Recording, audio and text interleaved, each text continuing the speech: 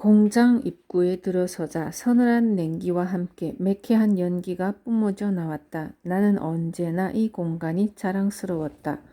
적어도 빌 피치와의 면담이 있기 전까지는 나는 한때 이곳을 천사와 악마가 빚어놓은 마법의 공간이라고 생각했다. 주위의 모든 풍경이 항상 낯설면서도 낯익었고 세속적이면서도 성스럽게 느껴지는 내 생활의 전부였기 때문이다. 그러나 동료들의 생각은 달랐다. 어쨌든 나는 내 느낌을 믿었다. 사무실과 공장을 나누는 이중문을 지나면 전혀 다른 세상이 펼쳐졌다. 천장 끝에 매달린 오렌지색 나트륨 등이 공장 내부를 따스하게 비추고 있었다. 나는 등불 아래로 들어가 공장 내부를 둘러보았다. 공장 내부는 어마어마한 규모를 자랑하는 선반들이 미로처럼 얽혀 있다. 천장에서 바닥까지 이어진 거대한 선반 안에는 완제품을 만들기 위한 재료와 부품 상자가 가득 쌓여 있고 천장에 매달린 선로를 따라 크레인이 움직였다. 작업자들은 때때로 동선을 줄이기 위해 크레인에 달린 작은 바구니를 타고 이동하기도 했다. 작업장 바닥에는 둥그렇게 말린 얇은 철제 강판이 몇 초 간격으로 철커덩 소리를 내며 기계 속으로 빨려 들어가고 있었다.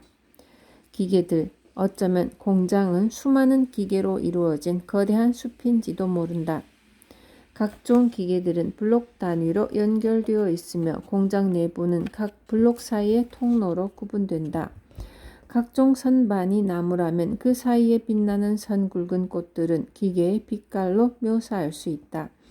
대부분의 기계는 오렌지색, 노란색, 파란색, 보라색 등 선명한 빛깔이었고 디지털 방식으로 운영되는 새로 들여온 기계는 진홍빛 계기판을 반짝이고 있었다.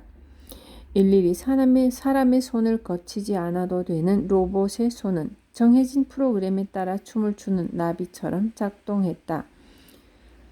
작업자들은 기계숲 사이에 여기저기 흩어져 있어 그 모습을 찾아내는 일도 제법 재미있다. 간혹 내가 옆을 지나칠 때면 작업자들은 손을 흔들어 아는 채 했다. 담내로 손을 흔드는데 윙윙거리는 소리와 함께 소형 전기차를 탄 뚱뚱한 직원이 무뚝뚝하게 인사를 건넸다.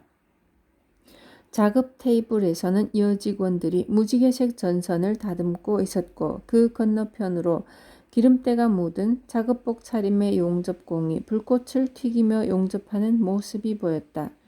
불꽃 사이로 빨간 머리의 여직원이 주황색 계기판이 달린 컴퓨터와 단말기에 자판을 두드리고 있었다. 공장 풍경을 한층 더 현장감 있게 연출하는 것은 바로 소음이다. 모터 소리, 공기를 빨아들이는 환풍기 소리, 작업장의 열기를 식히는 선풍기 소리 등등 상당히 시끄럽기는 하지만 이 소음들이야말로 공장이 살아 숨쉬고 있다는 증거였다. 천둥치는 듯한 굉음이 가끔씩 지속적인 소음의 기본 화음을 비집고 여기저기에서 들려왔다. 바로 그때 내 등 뒤에서 크레인의 알람이 울렸다. 뒷이어 사이렌 소리와 함께 전기 계량기가 똑딱거리는 소리가 들렸다. 확성 장치에서 신의 소리처럼 크고 명료한 기계음이 울려 나왔다. 뭔가 잘못된 걸까? 나의 걱정과는 달리 간헐적인 기계음은 간격을 두고 천천히 안정감을 되찾았다. 공장 안의 모든 것이 제자리로 찾아 돌아갈 즈음 기계음의 화음을 가르며 날카로운 호각 소리가 들렸다. 깜짝 놀라 뒤를 돌아보니 밥 도노번이 나에게 손짓을 했다. 195cm에 120kg이라는 거구를 자랑하는 밥 도노번은 산처럼 솟아오른 맥주통 같은 배를 앞세우며 느릿느릿한 걸음으로 거리를 좁혀왔다. 귀여운 구석이라고는 좀처럼 찾아볼 수 없는 생김새에 해병대 스타일로 바짝 깎은 머리 때문에 조금은 거칠어 보이지만 그는 인정이 넘치는 사람이었다. 입에 발린 소리는 거의 하지 않고 무뚝뚝했지만 그것은 그의 또 다른 매력이었다. 9년차 생산 부장으로 근무한 이력에 걸맞게 밥은 베테랑다운 일솜씨를 자랑했다. 직원들은 문제가 발생하면 일단 그에게 달려가 상의했다. 밥은 언제나 현명한 대답으로 슬기롭게 문제를 풀어나갔다. 1분 뒤 우리는 서로의 얼굴을 마주할 수 있었다. 오늘따라 밥의 안색이 어두워 보였다. 대체 무슨 일일까? 밥 역시 내 안색을 살피며 안부를 물었다. 안녕하십니까, 공장장님? 안녕이라. 밤새 안녕이란 말을 오늘에야 실감했네요. 그건 그렇고 오늘 아침에 우리 공장에 누가 왔는지 아십니까? 예, 공장 전체가 한바탕 난리굿을 떨었죠. 그럼 주문번호 41427이 얼마나 다급한 건지도 알고 있겠네요. 무심코 내뱉은 말에 밥의 얼굴이 붉어지기 시작했다.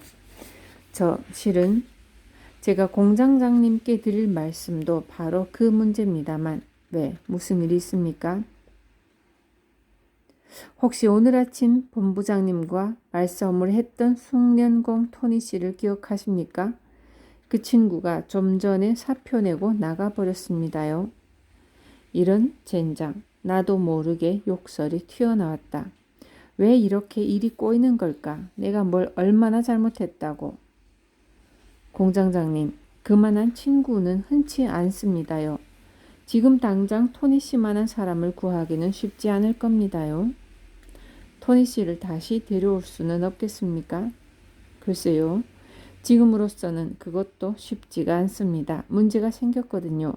아직 정확히 밝혀지지는 않았지만 저희 팀은 레이 씨가 지시한 대로 작업 준비를 마치고 나서 기계 자동 작동 스위치를 눌렀습니다. 근데 조정나사 2개가 풀려 있는 겁니다요.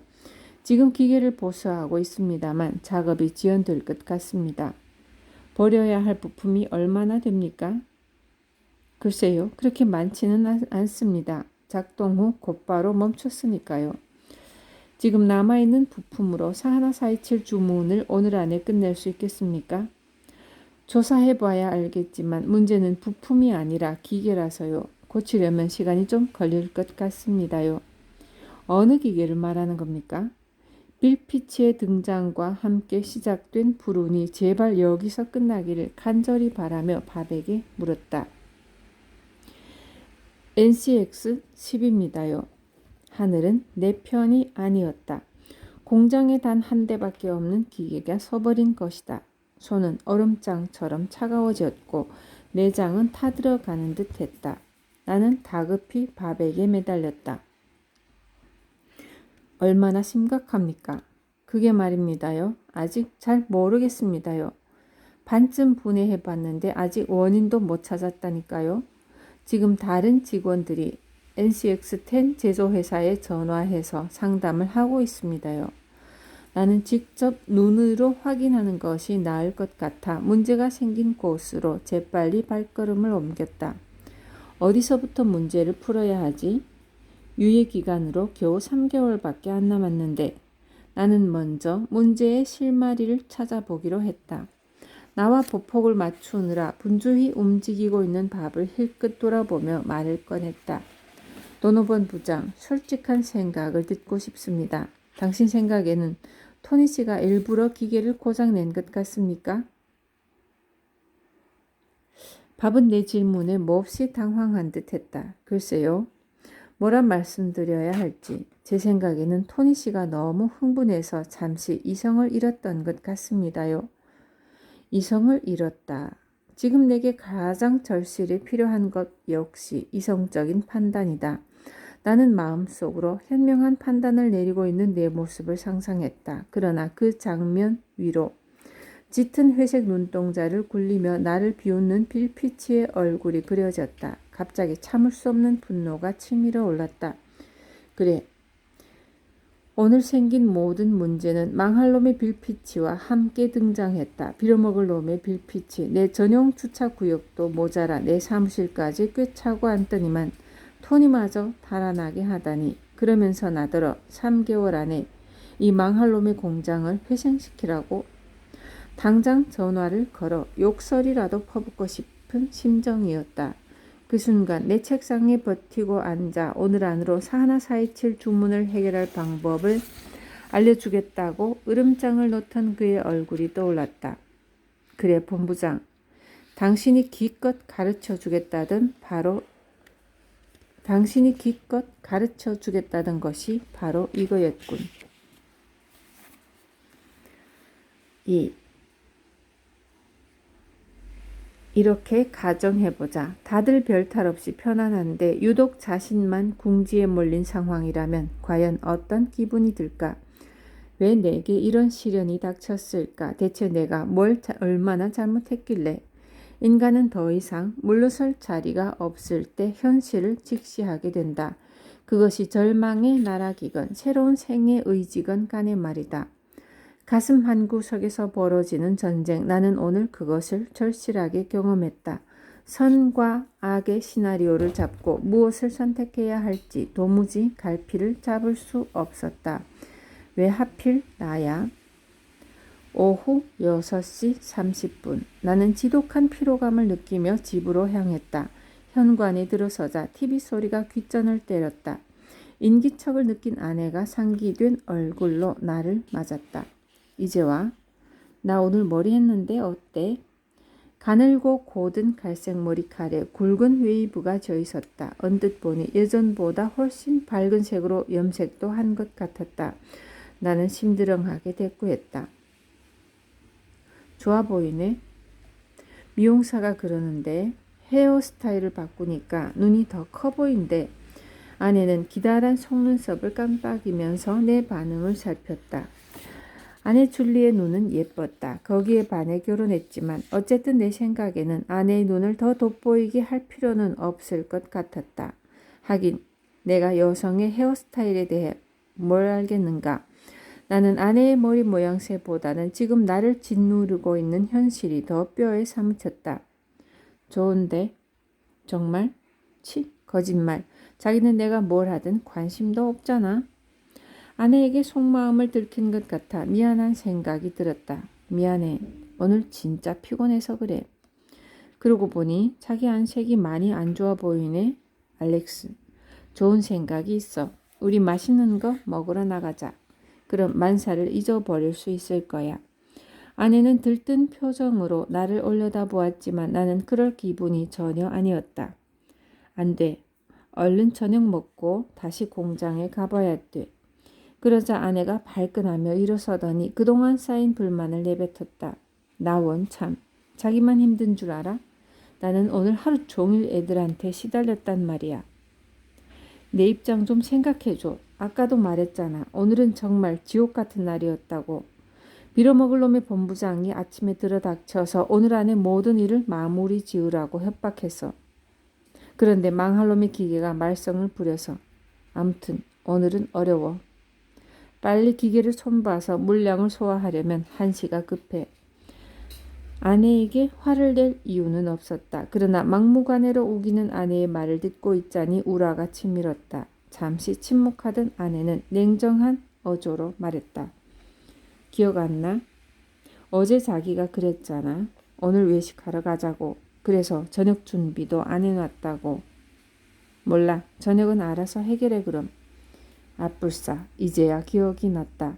어제 아내와 다투고 난 뒤 화해하면서 외식을 약속했던 것이다. 젠장. 마가 끼었군. 나는 얼른 사태를 수습하려 했다. 미안해 자기야. 깜빡했어. 그럼 1시간 안에 돌아올게. 그걸 말이라고 해? 알겠어. 됐어.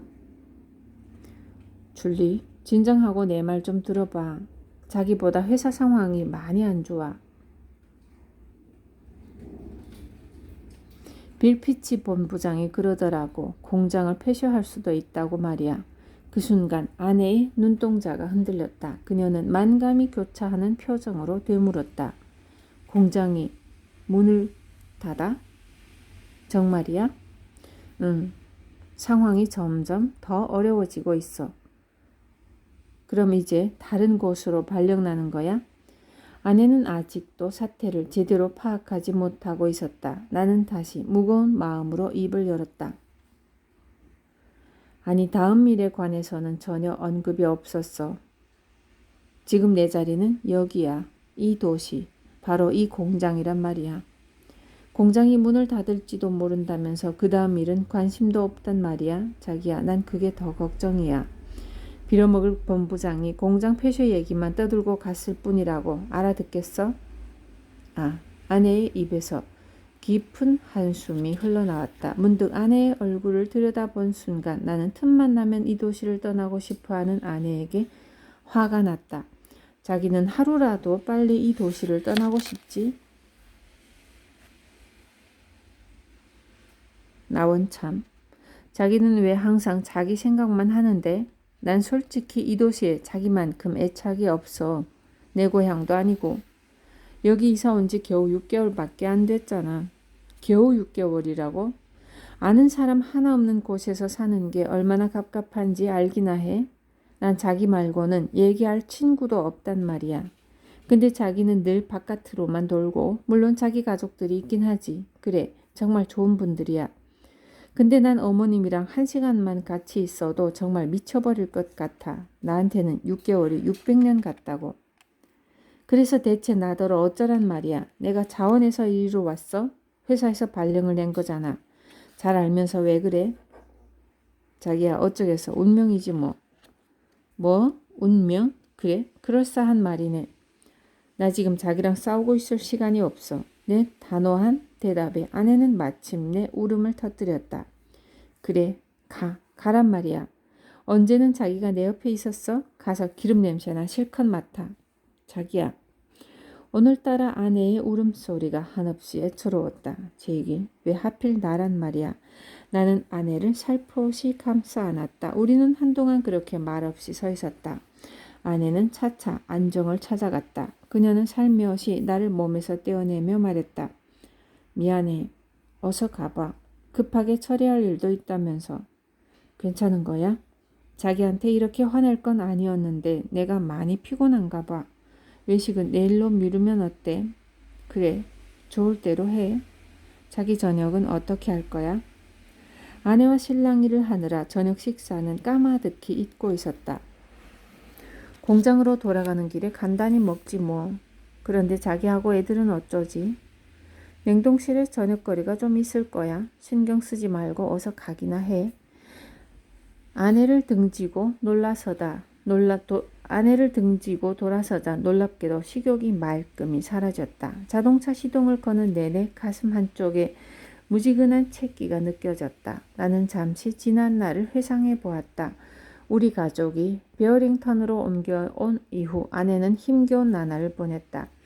전근 발령을 받던 날 아내는 극도로 신경질적인 반응을 보였다. 베어링턴이라고? 세상에, 알렉슨, 자기 정말 거기로 갈 거야? 난 모르겠어. 내가 왜 그리로 가야 해? 난 새장 속의 새가 되고 싶지는 않아. 가족들이랑 친구들이랑 다 여기 있는데 거기엔 아무도 없잖아. 아무도. 제발 좀. 아내는 거의 울먹이는 소리로 간청했다. 그러나 우리는 이곳에 정착했고 이미 6개월이란 시간이 흘렀으며 그간 아내와 나는 서로 다른 입장에서 각기 힘겨운 싸움을 했다. 나는 나대로, 아내는 아내대로. 하지만 나는 언제나 내 입장에 서서 아내의 불평을 묵살했다. 우리 부부의 무모한 소모전은 언제나 원점을 맴돌았다. 사실 아내 입장에서 보면 확실히 이곳은 그리 살기 좋은 도시가 아니었다. 일가 친척 하나 없는 낯선 땅에서 아내는 그동안 많이 외로웠을 것이다. 나 역시 새로운 직장 환경에 적응해야 하는 부담이 있었기에 아내를 충분히 배려하지 못했던 것이 사실이다. 솔직히 말해 나는 이 도시에 남다른 애착과 소속감을 가지고 있었다. 아내와는 달리 내게 베어링턴은 마음의 안식처였다. 태어나 18년 동안 자란 고향이었으니 나에게는 모든 것이 익숙했다. 낯익은 거리와 술집, 발길 닿는 곳마다 맺혀있는 추억거리 등 무엇 하나 빼놓을 수 없는 편안한 둥지였던 것이다. 물론 베어링턴은 내가 추억하는 만큼 매력적인 도시는 아니다. 공장 도시인 이곳에는 내세울 만한 자랑거리가 그다지 없었다. 특별히 이렇다 할 만한 관광지도 아니었고 미국의 여느 도시처럼 쇼핑센터와 패스트푸드 음식점, 백화점 몇 곳이 이 거리를 메우고 있는 평범한 도시였던 것이다. 도심으로 나서면 더욱 실망스러웠다. 도로를 가득 메운 희뿌연 매연가스, 금방이라도 쓰러질 것만 같은 낡은 건물, 골목 어귀에 함부로 버려져 있는 베니어 합판, 기차 소리마저 드문 공허한 철로 등 환상만으로는 도저히 애정을 갖기 어려운 도시인 건 맞다. 게다가 도시 전체에서 풍기는 우울한 느낌은 마음까지 위축시켰다. 도시를 더욱 을씨년스럽게 만드는 건물도 있었다. 메인가와 링컨가가 만나는 지점에 위치한 이 14층짜리 건물은 10년 전 베어링턴의 상징으로 완공되어 최고의 주가를 누렸지만 지금은 금매라는 꼬리표를 단 채 초췌한 몰골로 서 있다. 우리의 인생이 그러하듯 이 건물도 한때는 잘 나가던 시절이 있었다. 준공 당시에는 시민들도 도시 최고의 상징물이라는 말에 손색이 없을 정도로 열렬한 반응을 보였다. 소방서에서는 이 건물 꼭대기까지 올라가려면 상당히 긴 사다리차가 필요하다는 핑계로 새로운 소방차를 구입하기도 했다. 그날 이후 난 가끔씩 정말로 건물에 불이 나서 사다리차가 오르내리는 광경을 상상하곤 했다. 하지만 나는 아무에게도 나의 이 불순한 상상을 말하지는 않았다. 지역 유지 중 몇몇은 이 빌딩이야말로 베어링턴의 생기를 불어넣을 유일한 건물이라며 입을 모았다. 그러나 10년이 지난 지금은 도시 한 구석을 흉물스럽게 차지하고 있는 애물단지로 전락해 있었다. 건물만큼이나 초췌한 베어링턴의 풍경은 도시 전체가 금매 대상이 된 듯한 착각을 불러일으켰다. 유감스럽지만 바로 이것이 베어링턴의 현재 모습이다. 실제로 회사 근처에는 일찌감치 이주한 공장터가 남아 있었다. 나는 매일 아침 이곳을 지나치면서 가시철망으로 얽혀있는 녹슨 철조망을 바라보고는 했다. 과거 기계 소리와 함께 숨가쁘게 돌아갔을 공장 내부는 적막하기만 했다. 철조망 너머 6,000여 평을 웃도는 드넓은 주차장은 폐허가 된 공장의 모습을 적나라하게 드러내고 있었고 쩍쩍 갈라진 콘크리트 바닥 틈새로 무성하게 자라난 잡초 더미가 흉물스럽게 고개를 바짝 세우고 낯선 침입자를 경계했다. 주차장 뒤에는 페인트 칠이 벗겨진 공장 건물이 우뚝 서 있었다. 동네 불황아들이 칠해놓은 낙서와 함께 희미하게 남아 공장 이름이 남아 있었지만 제대로 알아볼 수 없을 정도였다. 흉측한 자취를 남기고 떠난 이 공장은 남쪽 노스캐롤라이나 주 어딘가로 옮겨갔다. 공장이 이주한 원인에 대한 의견이 분분한데 소문에 따르면 노조와의 마찰 때문이었다고 한다. 어쨌든 공장 이주 후 베어링턴은 막대한 손실을 입었다. 하루아침에 2,000명의 실업자들이 거리로 나앉았고 지역 경제도 그만큼 불황에 시달렸다. 이에 격분한 노조가 5년 뒤 공장을 따라 그곳으로 이주해 투쟁 중이라는 후문도 있었다. 분명한 사실은 그 회사가 베어링턴에서 생산 활동을 벌이는 동안 누구의 방해도 받지 않았으리라는 점이었다. 저임금과 높은 생산력, 이만하면 그들이 녹인 먹잇감으로는 충분하지 않았을까? 새로운 경영관리라는 측면에서 본다면 5년의 세월은 엄청났다. 5년 동안 그 회사는 저임금의 근로자를 고용해 노조의 저항을 무시하며 또 다른 이익을 챙겼을 것이다. 6개월 전 유니코에 부임하자마자 우연히 이 공장 내부를 들여다볼 기회가 있었다. 공장 근처에 싼 창고 자리를 찾던 중 이 공장이 물망에 올랐던 것이다. 그때까지만 해도 내게는 커다란 포부가 있었다. 공장을 잘 운영해 규모를 넓혀보겠다는, 그러나 동료 몇 명과 공장 안으로 들어선 순간 나는 미래에 닥쳐올 불운을 희미하게 남아 감지했다. 참으로 묘한 느낌이었다. 그리고 모든 것이 너무나 조용했다. 텅 빈 공장 안에는 썩어가는 곤충이 군데군데 널려 있을 뿐 적막함이라는 표현이 절묘하게 어울렸다. 늙은 폐잔병의 말로 치고는 화려한데 공장 문을 나서며 던졌던 우스갯소리가 아직도 생생하다. 석 달 뒤 우리 공장이 그렇게 되지 말란 법도 없지. 나는 다시금 불안해졌다. 지금 이 순간에도 나는 폐허 속에 남아있는 공장을 지켜보면서 미래의 환영에 몸서리를 쳤다. 절대로 그런 일이 일어나서는 안 돼. 절대로. 베어링턴에 있는 회사들은 1970년대 중반 이후 간혹 다른 도시로 이주해 가는 경우가 있기는 했지만 연평균 하나꼴로 문을 닫았다. 모든 일은 한꺼번에 일어났다. 꼬리에 꼬리를 물고 마치 약속이라도 한 듯 순번을 달며 속속 빠져나가 버렸다. 그리고 그 다음 차례는 우리가 될 가능성이 높았다. 내가 처음 이곳 공장장으로 부임했을 때 베어링턴 헤럴드는 일면 머리 기사로 나를 취재했다. 기억이 가물거리지만 베어링턴 출신 소년의 성공 스토리라는 기사였던 것 같다. 그 때문에 나는 한동안 유명세를 치러야 했다. 아내의 불평대로 그동안 나는 공장에 매여 살았다. 업무 체계 분석, 시스템 관리, 고용 관리, 생산 관리, 원가 회계 등 크고 작은 일들이 24시간이 멀다 하고 숨가쁘게 터져 나왔지만 예상대로라면 3개월 뒤에는 더욱 감당할 수 없는 유명세를 치르게 될지도 모른다.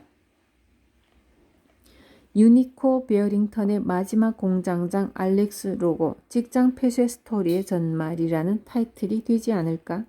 문득 나 자신이 베어링턴 시민들의 기대를 저버린 배신자라도 된 듯한 착각에 빠졌다. 공장에 들어서자 밥 도노버는 전기판에 오른 실험용 생쥐처럼 잔뜩 신경을 곤두세우고 있었다. 그는 성난 고릴라처럼 소리치며 기계 사이를 비집고 다녔다. 이봐 거기 대체 뭐하는 거야? 이래서야 오늘 안에 출고할 수 있겠어? 그의 얼굴은 하루 사이에 매우 수척해졌다. 전에는 볼 수 없었던 묘한 긴장감이 감돌았다. 밥은 단 몇 초도 한자리에 있지 않았다. 그를 큰 소리로 불렀지만 거리가 멀어 듣지 못했다. NCX-10 근처에 가서야 겨우 그를 따라잡을 수 있었다. 나를 발견한 밥은 몹시 놀라는 눈치였다. 도노번 부장, 잘 될 것 같습니까? 노력 중입니다요. 노력 중인 건 알고 있습니다. 사하나 427 건을 오늘 안에 출하할 수 있는 겁니까? 없는 겁니까? 나는 약간 짜증 섞인 기색을 드러내며 밥을 다그쳤다. 최선을 다하고 있습니다요, 공장장님. 밥은 육중한 몸을 돌려 재빨리 작업 라인으로 뛰어갔다. 나는 NCX-10을 바라보았다.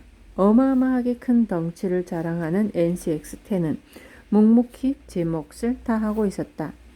유일하게 엷은 자주색 페인트로 단장하고 있는 NCX-10은 우리 공장에서 가장 비싼 수치 제어기였다. 규모만큼이나 복잡한 시스템으로 운영되는 NCX-10의 한쪽 면에는 다양한 색깔의 제어판이 달려있는데 주요 구성 요소로는 빨간색, 초록색, 노란색 전등과 토글 스위치, 테이프 드라이브, 컴퓨터 디스플레이 등을 꼽을 수 있었다. 이 중 제일 먼저 시선을 끄는 것은 NCX-10 한복판에서 진행되고 있는 금속 작업으로 현재 기계 상태를 가장 잘 알려주는 바로미터였다. 나는 가만히 금속 작업 공정을 지켜보았다. 기계 하나가 강철 조각을 쥐고 있고 금속 부스러기들이 절단기를 통과해 청록색 윤활유로 마무리 공정을 빠져나오고 있었다. 어쨌든 NCX-10은 움직이고 있었다. 어쩌면 움직이고 있다는 사실 자체가 기적일지도 모른다. 오늘은 운이 좋았다. 당초 예상과는 달리 심각한 손상을 입지 않았던 것이다. 그러나 NCX-10은 정확히 오후 4시 30분 두 번째 교대조의 마감 시간과 맞물려 작동을 시작했다. 작업은 지연될 수밖에 없었다. 나는 작업 시간을 보충하기 위해 잔업을 지시했다. 사업장 규칙에 따르면 잔업은 위법이었으나 사안이 사안인 만큼 선택의 여지가 없었다. 나는 그 즉시 조립 라인을 풀가동시켰다. 이 많은 잔업수당을 어디서 충당할지는 미지수였지만 분명한 사실은 오늘 안에 사하나 427 건을 출하해야 한다는 것이었다. 427 건에 관해 압력을 행사하는 인물은 빌 피치뿐만이 아니었다. 마케팅 부장 조니 존스는 지금까지 무려 4통의 전화를 걸어 427 건의 진척 상황을 캐물었다. 그 역시 빌 피치 본부장과 영업사원들 그리고 고객들로부터 계속 닥달을 당하고 있었던 것이다. 작업 지연이라는 말은 충분한 명분이 될 수 없었다. 나는, 아니 우리 공장 식구 모두 이유를 불문하고 무슨 일이 있어도 오늘 안에 반드시 41427건을 출하해야 했다. 제발 더 이상 문제가 생기지 않았으면. 나는 그저 속으로 아무 탈 없이 진행되기만을 간절히 바라며 작업 공정을 지켜보았다.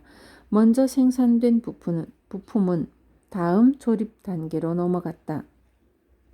작업 반장은 반제품을 받아 중간 공정을 거친 뒤 최종 조립 단계로 옮겨 놓았다. 과정은 단순했지만 이동 시간에 문제가 있었다. 작업장에서는 생산품 하나하나를 일일이 손으로 옮겨야 하기 때문에 1인당 생산성은 그야말로 제로에 가까웠다. 작업 능률은 고사하고 생산량을 감당하기에도 벅찬 수준이었다. 이건 미친 짓이야. 밥은 대체 이 많은 인원을 어디서 구한 거지? 천천히 공장 내부를 살펴보았다. 대체 현재 41427건이 아닌 다른 작업을 진행하고 있는 사람은 단 한 사람도 없었다. 모두가 41427건에 매달려 전쟁을 치르고 있었다. 밥은 나름대로 자신이 확보할 수 있는 최대한의 인원을 동원했다. 그러나 유감스럽게도 이것은 전혀 효율적인 방법이 아닐 뿐더러 원칙상 그래서도 안 되는 일이었다. 41427건은 밤 11시를 넘기고 나서야 선적 작업에 들어갔다. 작업자들은 모두 선적장에 모여 41427건이 마무리되는 과정을 지켜보았다. 41427건은 추라도크 위를 지나 트레일러 뒤쪽에 실렸다. 운전사가 뒷문을 닫고 사이드 브레이크를 풀었다. 거대한 트럭이 굉음을 남기고 유유히 사라져갔다. 나는 밥과 시선을 교환했다. 수고하셨습니다. 고맙습니다요. 그치만 어떻게 이 많은 일을 처리했는지는 묻지 마십시오. 생각하기도 싫습니다요. 좋아요. 묻지 않겠습니다. 자축하는 의미에서 함께 저녁이라도 하시겠습니까? 오늘 처음으로 밥의 얼굴에 환한 미소가 번졌다. 밥의 어깨 너머로 공장문을 나서는 트럭의 모습이 눈에 들어왔다. 우리는 서둘러 주차장으로 갔다. 시장기가 돌기도 했지만 일단 공장에서 빨리 벗어나고 싶었다. 나는 밥의 차를 타고 시가지로 나갔다. 자정이 가까워서인지 문 닫은 가게들이 많았다. 우리는 밤늦게까지 문을 여는 공장지대 쪽으로 가기로 했다. 밥은 내 지시대로 16번가에서 다리를 건너 배서머를 지나 사우스 플랫까지 차를 몰았다. 길이 점점 좁아지면서 골목길로 접어들었다. 주택이 밀집한 지역이라 길이 매우 비좁았고 주민들이 주차해 놓은 차 때문에 운전하기가 여간 고약하지 않았다. 땀에 젖은 밥이 간신히 시드니크 바 앞에 멈춰 섰다. 밥은 의아하다는 표정으로 내게 물었다. 여기가 맞습니까요? 물론. 자, 들어갑시다. 이 집 햄버거 맛은 베어링턴 최고라고요. 우리는 안쪽 구석자리에 자리를 잡았다. 예전부터 알고 지내던 맥신이 다가와 반갑게 안부를 물었다. 맥신의 요란한 환영 인사가 끝나고 우리는 햄버거와 감자튀김, 맥주를 주문했다. 밥이 주위를 둘러보며 물었다. 어떻게 이런 데를 알게 되셨어요? 제가 처음으로 맥주를 마신 곳이 바로 저쪽 자리거든요. 왼쪽에서 세 번째 자리였던 것 같은데 아마 맥주 한 캔을 숨도 쉬지 않고 들이켰을 겁니다. 술을 늦게 시작하신 겁니까? 아니면 여기가 고향이신 겁니까요? 여기서 두 구역 떨어진 곳에서 자랐거든요. 아버지는 길 모퉁이에서 조그만 상점을 운영하셨고 지금은 형이 맡아서 해요. 베어링턴 출신이신 줄은 몰랐네요. 여러 곳을 옮겨 다니느라 이곳에 다시 돌아오는데 꼬박 15년이 걸렸습니다. 맥시는 맥주잔을 들고 와서 선심 쓰듯 말했다. 여기 두 잔은 조가 낸답니다. 바에 앉아있던 조 시드니크가 반갑게 인사를 건넸다. 나는 가볍게 손을 흔들어 감사의 표시를 했다. 밥은 상기된 얼굴로 잔을 높이 들고 건배를 제의했다. 41427건의 완성을 자축하며 축배를 드십시다요. 위하여. 나는 밥의 잔에 내 잔을 부딪혔다. 술 기운이 돌자 밥은 밥은 긴장이 많이 풀어지는 것 같았지만 내 머릿속은 여전히 복잡했다.